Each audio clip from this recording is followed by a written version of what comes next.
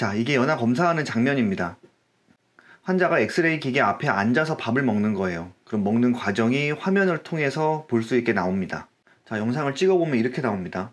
자, 이제 음식이 넘어갈 건데, 음식이 넘어갈 때 뭘 보셔야 되냐면 음식이 기도로 들어가는지 식도로 들어가는지를 잘 보셔야 됩니다. 제가 빨간색 화살표로 그리는 부분이 기도예요. 이쪽으로는 음식이 절대로 들어가면 안 되고, 초록색 화살표로 그리는 부분, 이 부분은 식도입니다. 이쪽으로 음식이 들어가야겠죠. 자, 어떻게 들어가는지 한번 보시죠. 자, 제가 아까 식도라고 말씀드렸던 이쪽으로 음식이 모두 다 내려가고 있고, 기도라고 말씀드렸던 이쪽은 지금 음식이 내려가고 있지 않습니다. 이 장면만 놓고 보면 이분은 삼키는 기능이 정상이라고 할 수가 있어요.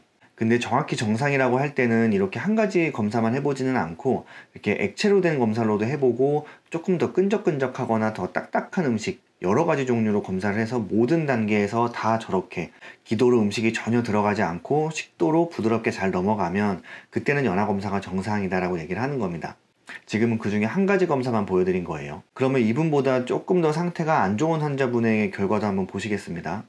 자, 이분은 조금 더 몸이 좀 약하신 분인데 다시 한번 표시를 해드리면, 자, 이쪽으로는 음식이 들어가면 안 되고 이쪽으로만 음식이 다 들어가야 돼요.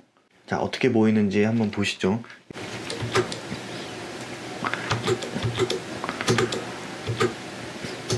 자, 여기 보시면 아까 음식이 들어가지 말아야 된다고 했던 이 부위에 까맣게 흘러내려가는 게 보이죠. 음식이 기도로 다 흘러내려간 거예요. 계속해서 내려가는 게 보이죠. 이분은 입으로 드신 음식이 식도로도 가긴 가지만 기도로 너무 많이 흘러내려가요. 이런 분은 입으로 음식을 드시면 절대로 안 되는 분입니다. 입으로 음식을 들이면 그게 다 폐로 들어가서 흡인성 폐렴이 걸릴 수가 있는 위험한 케이스이기 때문에 절대로 입으로 들으셔는 안 돼요. 근데 한 가지 이상한 점을 느끼신 분도 계실 거예요. 아니, 음식이 기도로 이렇게 내려가면 상식적으로 막 기침을 하면서 힘들어 해야 되는 게 정상 아닌가? 근데 이분은 보면 지금 기침하고 있는 것 같은 느낌이 전혀 없죠. 엑스레이 상에서 몸이 전혀 흔들리지가 않잖아요. 뇌 질환이 생기면 기침 반사가 소실되는 경우가 많이 있어요.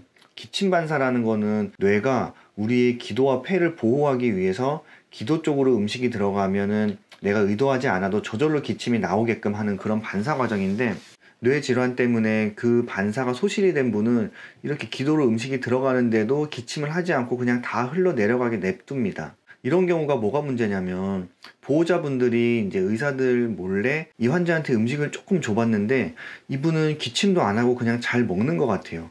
그러니까 이 사람은 잘 먹는구나, 괜히 의사가 너무 겁이 많아가지고 우리 환자한테 음식을 안 주는구나 라고 해서 몰래 뭘 자꾸 드립니다. 그러다가 어느 날 열이 나고 검사를 해보면 이제 폐렴이 걸린 거죠. 그렇게 될 수밖에 없겠죠. 겉으로 보기에는 이 환자가 기침을 안 하니까 잘 삼키는 것 같아 보이겠지만, 엑스레이를 찍어보면 잘 삼키는 게 아니고 기도로 음식이 다 흘러내려가고 있는데 그거를 뱉어내지를 못하고 있던 거였어요.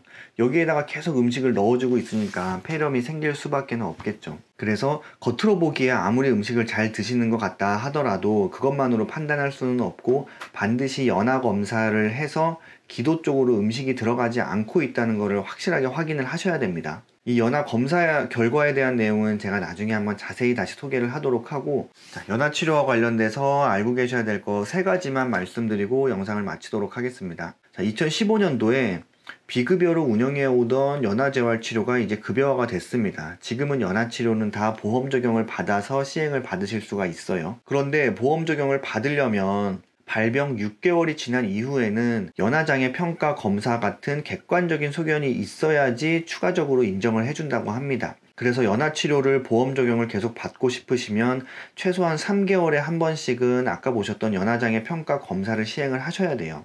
연화 검사 때 먹는 음식이 되게 맛이 없습니다. 아까 보신 것처럼 엑스레이에서 까맣게 나오기 위해서는 바륨이라고 하는 물질을 섞어줘야 되는데 그게 맛이 나 향이 조금 역겨워서 그 검사를 안 하시려는 분들이 있는데, 그 검사를 안 하면 안타깝지만 연화 재활 치료를 받으실 수가 없어요. 그래서 시기에 맞춰서 연화장애 평가 검사를 반드시 받으셔야 됩니다. 그리고 연화재활치료 같은 경우도 다른 재활치료와 마찬가지로 외래 환자는 하루에 한 번, 입원 환자는 하루에 2번까지 치료를 받으실 수가 있습니다. 근데 하루 최대 2번까지 산정이 가능하다는 거지 실제로 모든 병원에서 다 하루에 2번씩 해주고 있지는 않아요. 이게 나라에서 정한 규칙은 규칙이지만 그 병원의 시설이나 인력 상황에 따라서 하루에 한 번밖에 안 해주는 데도 있기 때문에 입원을 문의를 하실 때 반드시 이 부분에 대해서 문의를 하고 입원하시기를 바랍니다. 네, 오늘은 연화검사에 대해서 간단히 알아보고 연화재활에 대해서 알아두셔야 될 거 한 3가지 정도만 간단히 말씀을 드렸습니다.